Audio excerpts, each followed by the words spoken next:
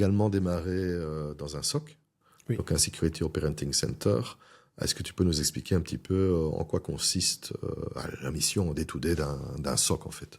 Alors, ce que j'ai fait plutôt dans le SOC, c'est l'accompagnement sur l'analyse de risque, puisque le SOC était P10. OK. Et du coup, je devais revoir l'analyse de risque par rapport à ça. Donc, c'est franco-français, donc c'est piloté par l'ANSSI France pour pouvoir garantir que de façon opérationnelle, tout ce qui est Security Operations Center était capable d'être implémenté dans des OIV. Donc, quand je dis OIV, je parle d'organismes d'intérêt vital, donc des systèmes critiques, si je peux dire ça comme ça. Et donc P10 dépend de l'ANSSI, et donc c'est une sorte de label C'est ça. qui est accrédité par l'ANSSI. Donc tu dois passer par un bureau de certification, du coup, français, en tout cas qui a un numéro de SIRET français, avec des auditeurs qualifiés aussi, ou accrédités, hein, peu importe les termes, mais qui sont aussi compétents sur le P10 pour venir délivrer la certification P10. Donc, ça, c'était dans le cadre de ta mission. Dans le cadre de ma mission, moi, j'étais du côté du client, non pas du côté de l'audit. Donc, l'idée, c'était d'accompagner le client, généralement parce que l'idée, c'est de faire une analyse de risque ou d'avoir une analyse de risque à jour pour identifier les risques relatifs au SOC, etc. Et c'était ça mon rôle, puisque tu sais que je fais de l'analyse de risque, donc je vais dire appréciation de risque, mais voilà. Tu fais des BIOS aussi? Oui, c'est ça. Et c'est ça. Et surtout qu'il fallait faire des... C'est le P10 qui demande à faire de l'EBIOS ou c'est le client qui peut choisir? Alors, ce qui est génial dans le P10, c'est qu'ils ont proposé que pour faire ton analyse de risque, tu pouvais utiliser de l'EBIOS. Tu as intérêt à l'utiliser d'ailleurs parce qu'ils ont mis des cas. Par exemple, ils ont dit dans tel cas, tu peux faire les 5 ateliers, dans tel cas, tu peux faire 3 ateliers. Donc, c'est plus facile pour toi de passer par l'EBIOS que de passer par ISO 27000. Donc, comme c'est français, ainsi, on dit la même chose. On fait pas de pub, mais on va être obligé de citer plein de noms de produits. Donc je vais dire Méhari aussi. Ah merde, c'est français. Ouais, je aussi des produits français, oui. De ce que je connais des BIOS, moi j'ai utilisé BIOS mais il y a très très longtemps. Depuis, je l'ai plus jamais utilisé. Ce que je connais des BIOS, c'est il faut quand même une bonne maturité au niveau de l'entreprise au début pour maîtriser. Donc on a besoin d'experts comme toi, mais surtout pour faire tourner parce que les clients ou ceux qui travaillent en interne ne comprennent pas forcément toutes les subtilités. Et moi, après je peux me tromper, n'hésite pas à me dire si je suis mauvais ou si je sors du cadre, mais moi j'ai l'impression qu'EBIOS, je vais pas l'utiliser pour une entreprise de 7 personnes. Est-ce que tu confirmes ou est-ce que EBIOS, il faut déjà avoir une maturité d'entreprise pour être capable de le gérer?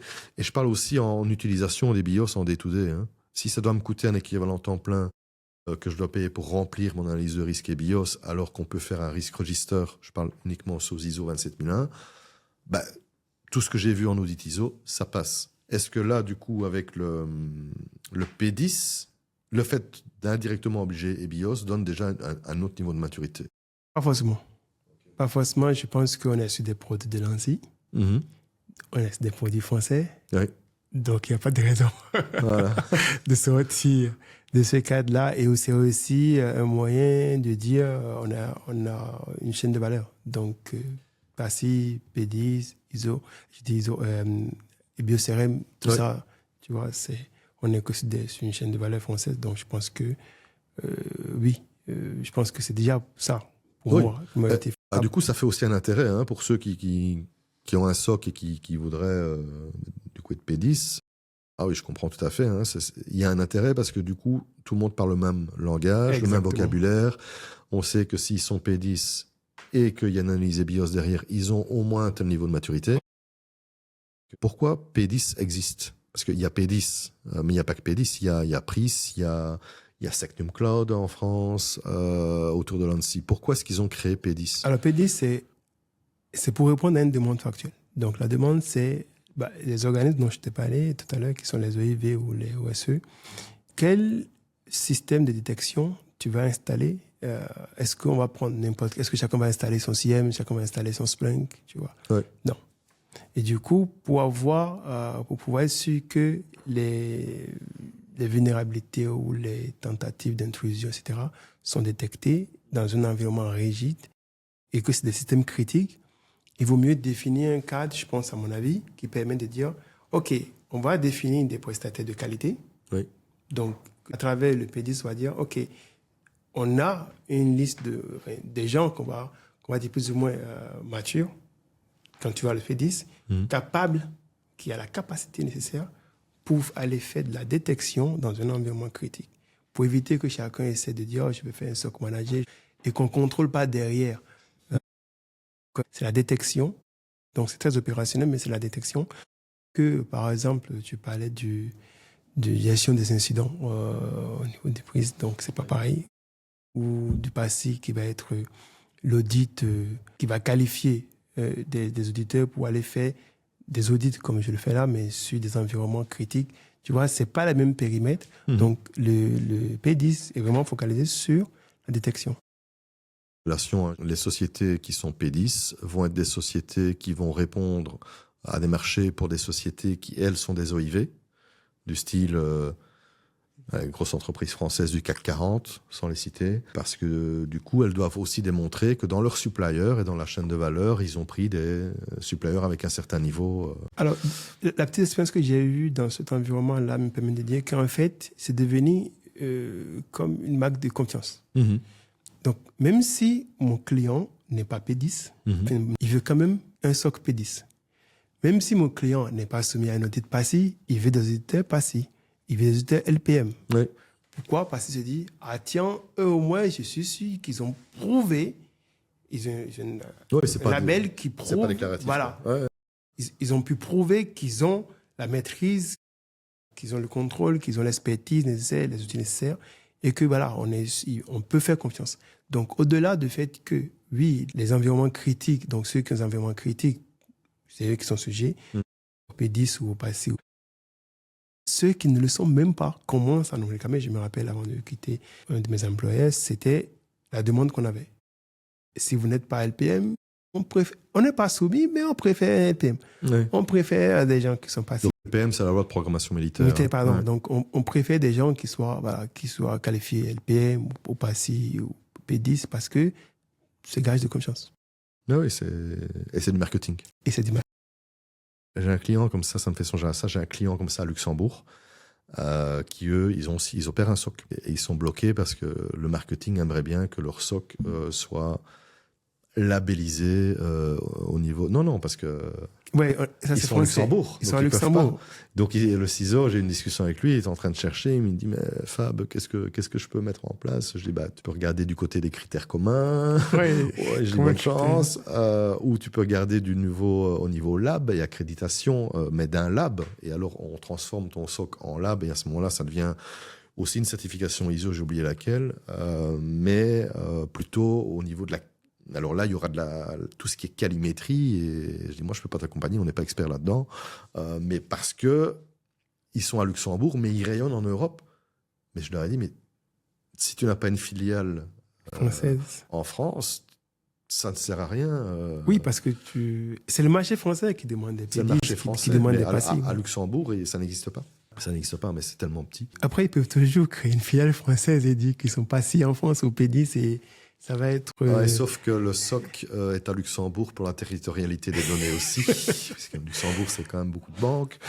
Je ne vais pas en dire plus sur le SOC. Tout à l'heure, on a fait le parcours d'un auditeur PCI. Est-ce que tu connais le parcours d'un auditeur PASI? Oui, l'auditeur PASI, donc il faut que tu passes un examen déjà. Donc, alors, c'est très intéressant parce que c'est pareil, c'est ton entreprise qui te présente. Oui. À la différence de PCI, enfin, est-ce que c'est une différence? Pareil, même chose, je vais dire. Donc, c'est ton entreprise qui te présente, donc tu peux te lever pour dire bonjour, je vais devenir auditeur PASI parce que je suis freelance. Ça ne marche pas comme ça. Non.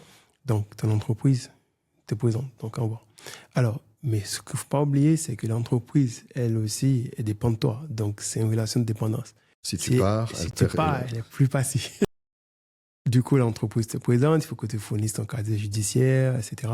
Donc, il y a une vérification quand même. On programme l'examen. Alors, que j'ai remarqué dans le passé qui m'a un tout petit peu déçu. Mes amis français vont m'excuser. Tu sais, on te donne la norme, il n'y a pas d'accompagnement. Tu as la norme. Je ne sais pas s'il y en a qui donnent le cours, je n'ai pas vu. Mais tu as la norme et puis tu te débrouilles avec. Sauf que la norme, le référentiel passé, il t'envoie sur plein d'autres années. Il y a 5 domaines, si je me rappelle. C'est ça. Mais après, ça te renvoie sur plein d'autres choses. Tu n'as pas un manuel qui te dit, ah tiens, lis ça, viens composer. Ça te renvoie sur plein d'autres choses. Donc oui, il y a ce manquement. Donc on te programme un examen, tu composes, tu n'as pas de brouillon. Enfin, si tu as un brouillon ou pas, je me rappelle. Mais ça là, c'est en présentiel, c'est par ligne, c'est en présentiel, tu viens, c'est carré, tu composes. De ce que je me rappelle, parce que j'ai aussi travaillé avec le PASSI quelques années, niveau infrastructure, niveau code, analysis, il y a une partie, pas ISO 27001 comme on l'entend, mais plutôt gouvernance, mais puis les deux autres, je ne sais plus, mais il y avait un examen papier, puis il y avait un examen devant jury, c'est ça. Je me rappelle. C'est ça. Ce qui fait que quand on voit aujourd'hui ce qu'on fait au niveau de l'ISACA, au niveau de l'ISC Square, au niveau des autres bureaux de certification de personnes, où il suffit juste de passer un examen et de dire « je suis lead auditor ». Non. PASSI, c'est plus loin. Hein. Oui, c'est plus long. Alors, PASSI, c'est pas le chanteur. Non, c'est pas c'est les professionnels d'audit de la sécurité des systèmes d'information. Mais oui, c'est exigeant. Je suis d'accord. Et ensuite, comme je te dis, il manque, je pense que peut-être qu'ils vont corriger ça après, mais il manque un peu d'encadrement parce que moi, je me rappelle, on te donne le document, on te dit bonne chance. Je te dis la vérité, hein, c'est ce que j'ai eu. On te donne le support de cours, on te dit bonne chance. On te donne est-ce qu'on te donne? Tu peux télécharger le référentiel, c'est gratuit, c'est sur le site de l'ANSSI. Ouais. Tu télécharges et puis. C'est un CBK, quoi. C'est un Common Body of Knowledge, et après, le reste, c'est ton truc technique en fonction de dans quel domaine tu veux te diriger. Du coup, c'est beaucoup plus. Ce que moi, je vais dire aujourd'hui, pour quelqu'un peut-être qui nous écoute ou qui suit la vidéo, qui se dit tiens, c'est intéressant ça, je vais appartenir à ce monde-là. Déjà, il vaut mieux aller dans une entreprise où ils sont déjà passés. Ouais. Parce que comme ça, tu as le process. Mais quand tu atterris dans une entreprise, donc par exemple, comme ça s'en crée tous les jours en France, tu atterris dans une ESN qui dit tiens, ça serait bien qu'on soit passé. Tu vois, ils ne connaissent pas l'impact que ça va avoir. Non, et ils n'ont pas de structure et personne ne pourra t'accompagner dessus. Ça va être de la débrouillardise. Parce que le pire, c'est que même si tu arrives à faire le chemin jusqu'au bout, les générations spontanées, c'est toujours compliqué. C'est-à-dire que tu seras le premier certifié, bravo. Et ensuite, tu n'as pas d'accompagnement, personne n'a fait ça avant toi dans la boîte, ils ne savent pas comment ça se passe, tu n'as jamais fait ça nulle part ailleurs. Ok, c'est une opportunité, mais derrière, tu vois, on parle quand même d'environnement critique. Et toi, tu vas te pointer en disant, j'ai bien lu mes cours, je dois pouvoir m'en sortir. Un manque d'expérience. Expérience. Tu peux avoir l'expérience individuelle, mais tu n'as pas du coup l'expérience au sein de l'entreprise qui te permette de créer cette communauté, cette culture d'entreprise et comment promouvoir ça. Et je pense que c'est aussi un défaut. Et je pense que c'est l'une des choses qui peut potentiellement revenir au sujet dont on parlait au début, où on te dit, les gens vont dire, tiens, ils sont pas ici, mais en réalité, les gars, ils n'ont pas l'expérience. Et le gars, peut-être à la limite, il est doué, il a lu le support, il a relu 50 fois, il a passé, et basta. Mais derrière, il n'a jamais accompagné, il n'a peut-être jamais fait d'audit passé, il n'a jamais vu personne le faire, il n'a jamais vu à quoi ressemble un rapport. C'est ce qu'il a lu. Oui, parce que ça, c'est théorique. C'est théorique. Alors que je trouve quand même qu'ils vont plus loin, puisque là, il y a un oral. Oui. Pour que lui, il soit passé, il a un oral, mais après, voilà, ça s'arrête là. Mais jusque-là, c'est les questions sur ce que tu as lu ou ce que tu as fait. Parce que l'entreprise, on ne demande pas à l'entreprise d'avoir une disposition particulière pour que ce gars, il devient le seul garant du fonctionnement de la boîte, si tu veux. C'est le joker. C'est le rameur. C'est le joker, parce que, si tu veux, il n'y a que comme ça que ça fonctionne. Or, une entreprise qui a déjà la culture de la chose, elle va te dire, tiens, comment savoir comment ça fonctionne ici? Voilà, peut-être parce que j'ai un côté formateur, donc j'ai peut-être la pédagogie derrière qui me dit, quand il fait quelque chose, mon côté gouvernance reprend le dessus, je me dis, il faut qu'on s'asseye, on organise l'activité, comment on va fonctionner, ce n'est pas d'avoir un joker, parce que le drame, c'est que le matin, quand lui, il finit d'être passé chez toi et qu'il te demande 20 cas, tu lui dis, t'abuses. Ok, 5 cas à chaque 2 ans, mais alors que derrière, peut-être dès qu'il passe passé, il y a plein d'autres boîtes qui lui proposent. Tu le paies. Et du coup, comme tu n'as pas organisé l'environnement, ton joker, tu le paies. Tu le payes ou tu le perds. Oui, tu le payes ou tu le perds. Donc, qu'est-ce que tu fais ensuite? Qu'est-ce que tu fais? Puisque il n'y a pas de contrat pour le garder, pour dire, tu passes, pas si, mais les gars, si vous voulez bien gagner votre vie en France, passez ces certifs. Message subliminal. Oui, si tu veux, oui. Oui, mais alors, vous allez être prisonnier, façon de parler, parce que vous allez... ça c'est un choix, c'est pas un jugement que je fais. Vous ne serez pas freelance, puisque c'est attaché à une structure. Donc, les auto-entrepreneurs ne pourraient pas devenir passifs, on va dire ça comme ça. Oui, ça peut pas. Ça ne va pas devenir QSA non plus. Ça peut être PCIP, mais QSA, non. Oui, voilà. Du coup, en France, vous n'avez pas encore la NIS 2. Nous, on l'a déjà en Belgique. Au Luxembourg, ça va arriver, ils ne l'ont pas encore. Bon, on est 26 en Europe. 26 ou 27, je ne sais jamais avec nos amis qui sont sortis, les Anglais. On est 26. Donc la NIS 2, elle va être partout.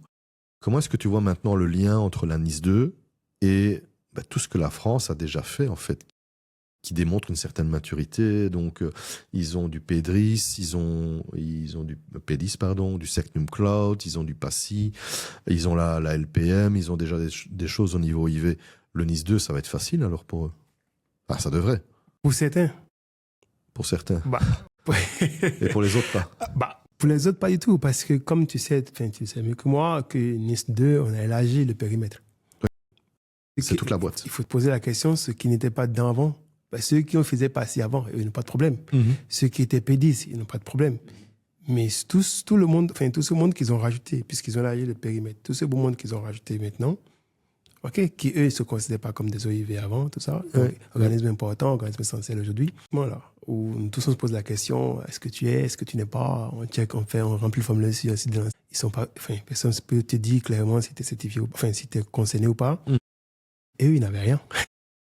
Ou ils étaient, tu vois, ils avaient, comme toute entreprise, ils fonctionnaient un peu comme ils pouvaient, sur la base du niveau de maturité qu'ils ont défini sur leurs objectifs. Ça répond à leurs besoins, leur business fonctionne.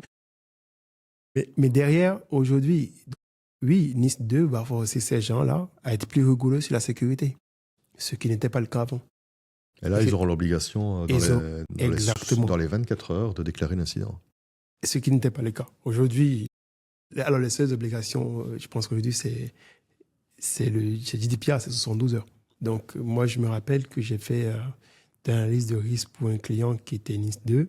En tout cas, quand je dis NIS 2, donc potentiellement NIS 2. Et il n'avait rien. Il n'avait même pas de RSSI. Le rôle, ça changeait chaque 2-3 mois. On ne savait pas qui... Gouvernance. Voilà. Donc, on ne savait pas qui faisait quoi, qui décidait de quoi. Et on a fait l'analyse de risque, on a identifié les risques. Ça a été compliqué parce que le périmètre est grand, les gens ne savaient pas ce qu'ils faisaient, on n'avait pas une cartographie des actifs. Et pourtant, attention, ils font du chiffre. On ne peut pas vendre à ceux-là pour dire « Ah, si vous mettez en place la sécurité, vous allez faire plus de sous. » Ce n'est pas la question. Pour des entreprises comme ça, ils peuvent voir la sécurité carrément comme une contrainte, puisque, je me dis, les gars, ils fonctionnaient. Alors, de leur manière, mais ils fonctionnaient. Donc, il faudrait aussi, à nous, consultants, financeurs, professionnels, d'expliquer la valeur ajoutée que cela peut être pour la personne. À qui tu vas demander un matin d'investir dans des choses. C'est obligatoire, mais déjà, trouver le moyen de l'expliquer, la valeur ajoutée réelle, pour qu'ils ne prennent pas ça juste comme une contrainte réglementaire. Tu dis, mais moi, je fonctionnais bien avant. Il n'y avait pas besoin d'un ciseau, déclaration 24 heures, ça me rajoute des duties. C'est vrai qu'à première vue, pas uniquement pour la NIS 2, tous ces règlements et autres régulations, directives, je ne vais pas toutes les citer, mais qu'on a en Europe, à première vue, c'est un coup de massue pour les sociétés. Par contre, je pense que sur le long terme, c'est du bon sens. Parfois, de trop, ça peut les pénaliser, surtout les petites boîtes, mais ça a du bon sens parce que ça va leur monter leur niveau en termes de maturité. Et alors là où j'ai souvent des soucis avec des clients, c'est ceux qui me disent, et encore aujourd'hui, ils disent « Ouais, mais vous freinez. Vous êtes un frein pour le business. » Ben non. Heureusement qu'il y a des freins en voiture. C'est pas de moi. Moi, si j'avais pas de frein à ma voiture, je roule pas à 120 sur l'autoroute. J'attends que le franc tombe. C'est une belle interprétation. Mais c'est ça. Je parle encore en franc et encore en ancien franc, si vous voulez, pour les Français. Non, c'est ça.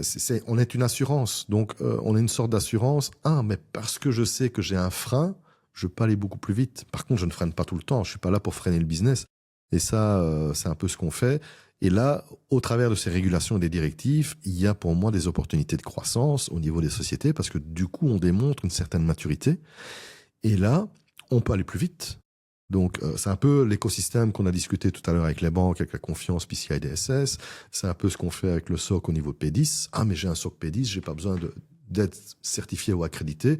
Par contre, je prends des gens compétents. Et donc, à partir du moment où tout le niveau européen va monter, ou sera plus ou moins uniforme, globalement, on a une intelligence collective. Mais tant que les entreprises, à titre individuel, ne l'ont pas compris, qu'elles servent la cause, elles le prennent pour un frein. Elles prennent encore une compliance en plus. Ce que je sais aujourd'hui, c'est qu'il y a beaucoup de SNN qui font de la sensibilisation dessus. D'ailleurs, c'est très bien. Mais voilà, mais comme je te disais encore une fois, je suis persuadé que beaucoup vont le prendre comme une contrainte. Parce que, alors, ça va permettre de sécuriser les données, mais niveau ROI, sauf si ce point de ransomware est là, bon. Et là, ça, l'argent sort après. Oui. Et il paye. C'est ça. Mais sinon, parce qu'il faut voir quand même, la GSA a beaucoup de domaines, des domaines où des gens ont des contrats, par exemple la production alimentaire. Ok, tu leur parles de peut-être 14 000, 45 000, etc.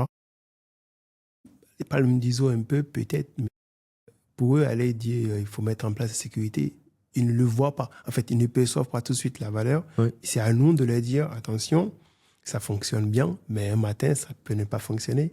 Et lui donner des scénarios. C'est pour ça que j'aime le fait il faut commencer par l'analyse de risque, parce que l'analyse de risque, avec les scénarios, te permet de dire aux gens, c'est vrai, on n'a pas vu ça comme ça. Tu vois, quand on fait les scénarios, Mais ça te fait un débat, hein. Tu crées le débat. Exactement. Mais sinon, jusque-là, pour eux, c'est pas un sujet, mais vraiment, la sécurité n'est pas un sujet du tout. Ils n'y pensent pas. Voilà. C'est un service support. C'est vraiment comme l'IT il y a encore peut-être quelques années. C'est une fonction support. C'est l'ordinateur fonctionne, il faut un antivirus, on l'a pas. Bon, si quelqu'un peut le dépanner, pourquoi pas? Alors qu'on peut les accompagner à aller plus vite. Donc, on est en GRC, moi je vois plutôt ça ainsi, on est un levier de croissance. C'est ça. Parce qu'en écoutant le business, en étant les architectes de leur système d'information, d'une certaine façon, on est un levier de croissance. On va leur dire, vous allez pouvoir aller plus vite avec une certaine sécurité et en plus, vous serez conforme. Et parce que vous êtes conforme, vous allez décrocher des nouveaux contrats. Je l'ai eu chez un client que j'ai accompagné à l'ISO 27001. Le sales manager m'a dit, ouf, ça y est, c'est fini. On est ISO. Okay. Je dis oui, et c'est fini. mais je discutais avec le CISO. Le CISO, il avait très bien compris.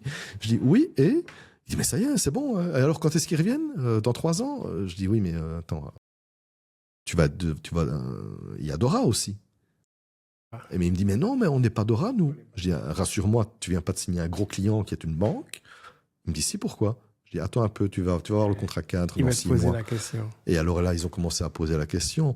Et alors là, mon client, eux, ils sont NIS 2. Donc le même sales me dit, mais on est NIS 2, donc on n'est pas Dora. C'est ça. Mais dis-moi si je me trompe. Ben, je dis, oui, tu te trompes, parce que tu es dans la supply chain de tes clients. Alors, si tu veux pas les banques, ok, mais alors là, c'est ton choix. Et là, tu n'auras pas besoin d'être Dora. Et alors, j'ai commencé à lui prédire tout ce qui allait arriver.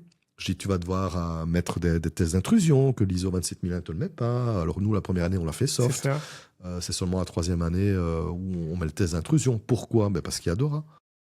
Et alors, je leur ai expliqué, en comité de direction, vous allez devoir dégager le budget pour ça.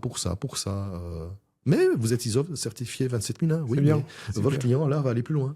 C'est ça. Et NIS 2, pareil. Et trucs pareil. Et toutes les directives et autres règlements qui arrivent, AI Act, Cyber Resilience Act, etc., ça n'arrête pas.